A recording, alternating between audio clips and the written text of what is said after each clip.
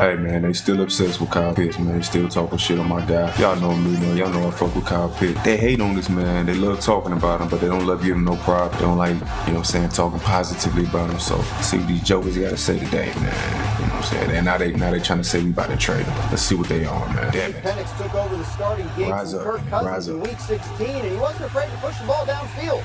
Over the final 3 weeks of the season, he only... Hold on, check out them stats real quick. 10 yards per pass and air, second highest NFL. Completions, 7 per game. 20 yards down the field or more. I mean, if you look at all the stats, they had the stats up a couple months ago. I looked at it. He was second with like Bryce Young in the last part of the season. Him and Bryce Young was like the best quarterbacks in the NFL statistically. So Pitts did his thing for sure. With more completions and yards on passes, at least 20 yards downfield, was Minnesota's Sam Darnold.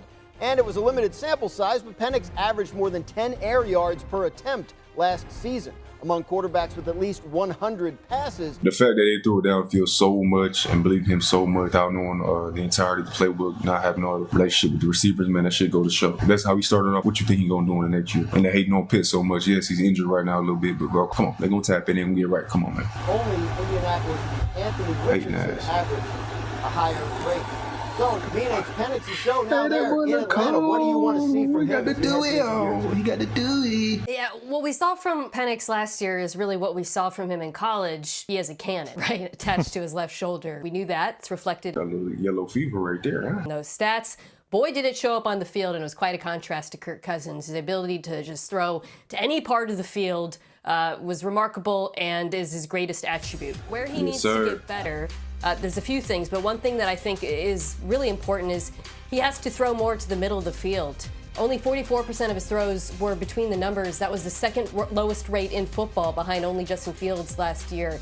And they have to be able to access that part of the field, especially if it's a play-action-centric offense, as I think it will be. So if he can improve in that regard, I think this passing attack can really take off because it'll be a little bit less limited, pardon me, as a result. Yeah, man, I get what you're saying, bro. It's true, but you got to realize, like I said, he was not even fully implemented, bro. Like this man, starting the last 3 games of the year, you got Kirk Cousins. He said it before, the coaches said it this year. He didn't throw to Ray McCloud at all, and that was one of his favorite targets, but all these routes that was running, he never even threw these dudes a single fucking route on the route tree, some of them. So it's like, you expect across the middle of the most dangerous pass in the NFL, you expect that that's not going to be likely. He going to be just a dog in the middle of the field. This year, bro, he going to show out, trust me. Yeah, Mina, I see it similarly. The other area is durability. He had massive challenges with durability all through his college. Wait a minute. Who are you? Career. But if he could stay healthy and this core can stay healthy, this is a top 10 offense. You know, Kirk Cousins was... Not to stop this so much, but bro, this man did not get hurt in the last 2 seasons at all in any shape or form. Come on, bro. Sacked about 7th least amongst all quarterbacks, so that bodes well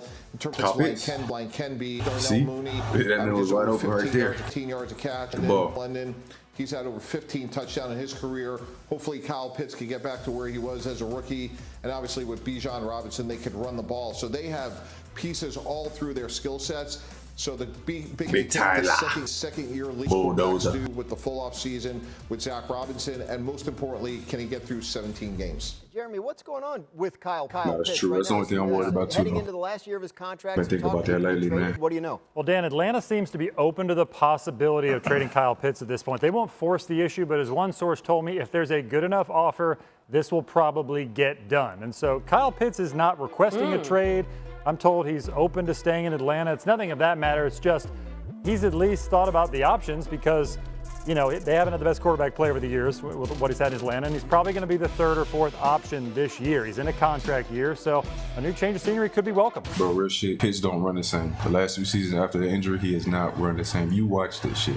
I watched every single Falcons game his rookie year. That man do not run the same as he used to. That knee messed him up for real, bro. It went so under the radar that this man really got his knee shattered on some Nick Chubb shit. Complete torn MCL. That's a bad ligament to tear. I've torn my ACL and meniscus, but that MCL is difficult because it can linger, bro. It's like a hamstring, you know what I'm saying? But that shit got swept under the rug. People act like it didn't happen. Nah, he had a serious knee injury. And then the coaching changes. You got Marcus Mariota, Desmond Ridder, Kurt. Then you got MPJ on his first year, you know what I'm saying? So it could be, you can see it be hard for this man to get out there. It's going to really be it. Can he get back physically? Like with the twitch, the speed, and all that he had coming out of college and in his rookie year. Because he was way faster his rookie year. I watched that shit down the sideline. He was beating people. He wasn't just getting thrown up. He was over the top, one-hand snap. impact, but he has separation. I have not seen this man have any separation in the last 3 years on a consistent level, like at all. He's been doing some contested catch shit. That's most of his stuff. Or wide open throw, you know what I'm saying? Because the defensive cover, like, I don't know. If he can't get no separation or get open, he's going to be in free agency. We're not going to resign him. Yeah, Jeremy, that makes no sense to me.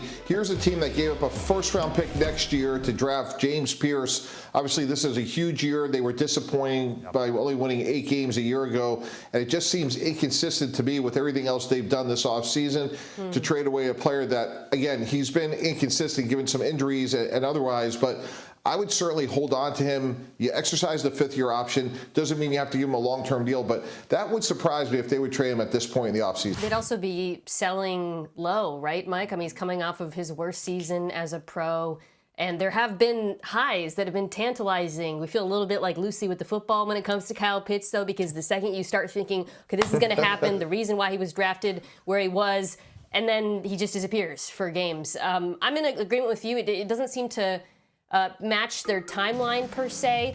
However, if for some reason some team looks at him and still thinks, man, okay, he did take that talent is there and he can be that explosive, team-stretching tight end that we think he can be, then I think Atlanta has to consider it, because it would be good to recoup some draft capital that's sorely needed after the trade this year.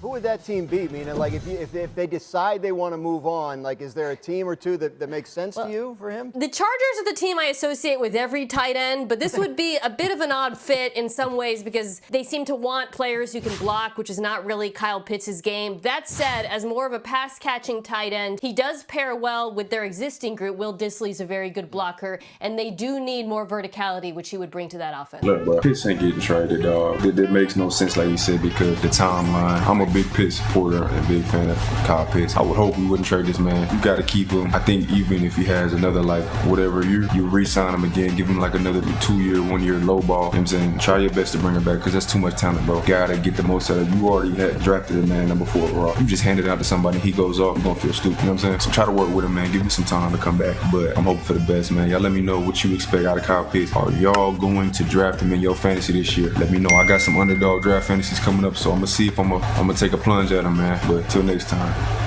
peace.